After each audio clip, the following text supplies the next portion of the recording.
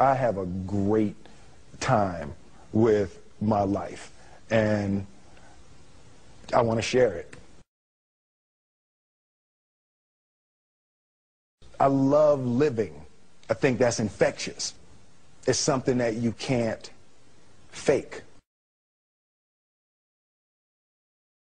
Greatness is not this wonderful, esoteric, elusive, God-like feature that only the special among us will ever taste. You know, it's something that truly exists in all of us. It's very simple. This is what I believe, and I'm willing to die for it. Yeah. Period.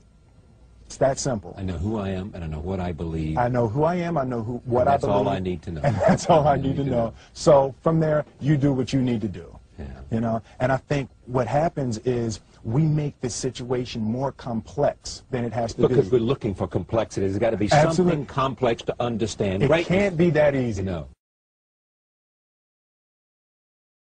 We didn't grow up with the sense that where we were was where we were going to be. You know, we grew up with the sense that where we were almost didn't matter because we were becoming right. Something greater. The separation of talent and skill is one of the greatest misunderstood concepts for people who are trying to excel, who have dreams that want to do things. Talent you have naturally. Skill is only developed by hours and hours and hours of beating on your craft. I've never really viewed myself as particularly talented. Where I excel is ridiculous, sickening work ethic. You know, while the other guy's sleeping, I'm working. While the other guy's eating, I'm working. There's no easy way around it. No matter how talented you are, your talent is going to fail you if you're not skilled. Mm-hmm. You know, if you don't study, if you don't work really hard and dedicate yourself to being better every single day, mm-hmm. you'll never be able to communicate with people, with your artistry, the way that you want. So the only thing that I see that is distinctly different about me is I'm not afraid to die on a treadmill. You might have more talent than me, you might be smarter than me, but if we get on the treadmill together, right, there's two things. You're getting off first, or I'm going to die. It's really that simple. One summer, his dad tore down a brick wall on the front of his business and told 12-year-old Will and his 9-year-old brother to rebuild it, a job they said was impossible. It took them a year and a half, but they did it. And he said, now don't you ever tell me it's something that you can't do.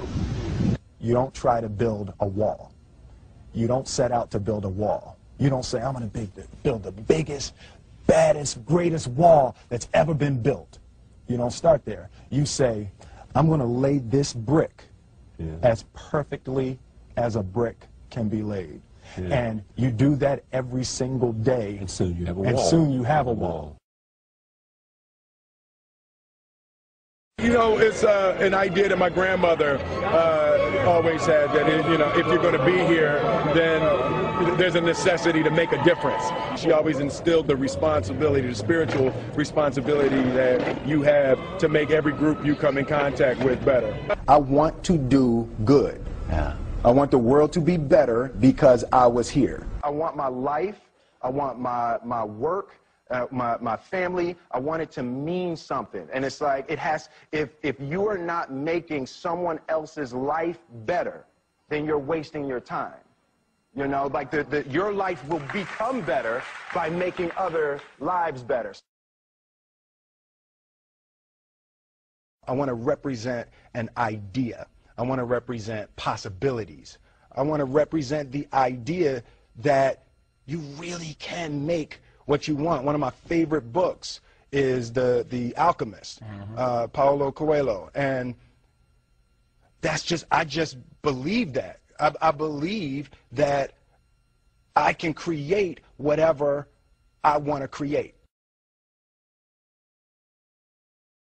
The first step before anybody else in the world believes it is you have to believe it.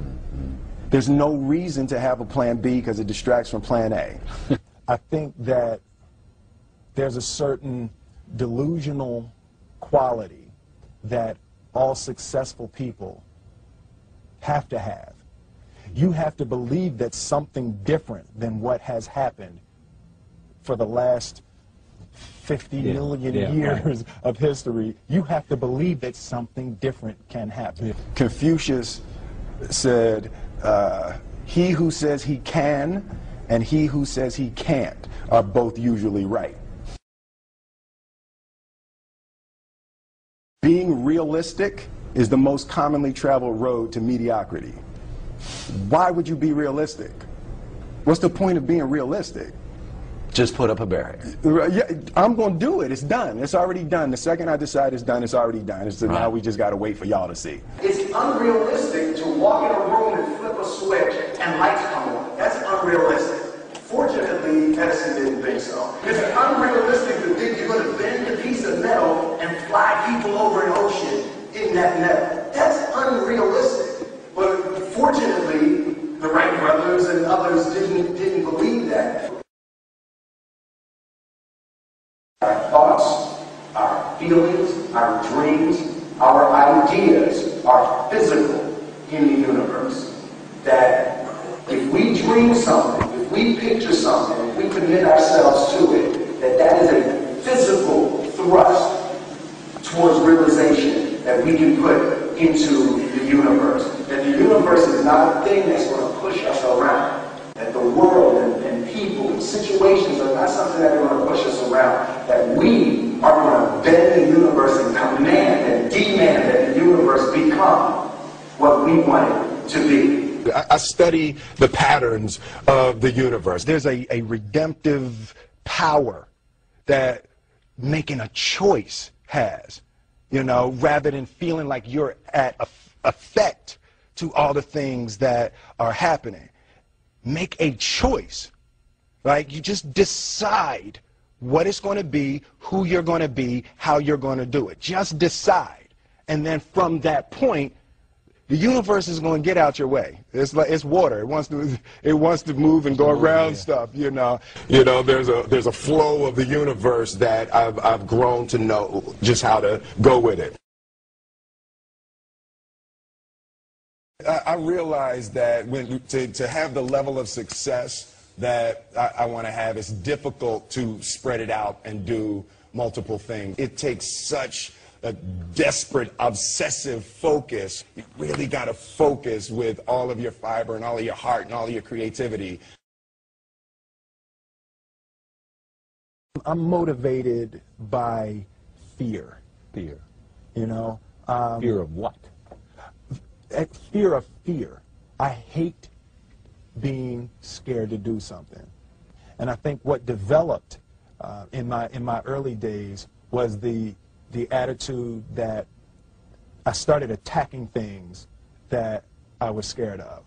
It was Franklin Roosevelt said the only fear you have to fear is fear itself. Absolutely. Remember that? Absolutely. Yeah. You can't be scared to die for the truth. The truth is the only thing that's ever going to be constant. Don't ever let somebody tell you you can't do something. Not even me. All right? You got a dream, you got to protect it. People can't do something themselves. They want to tell you can't do it.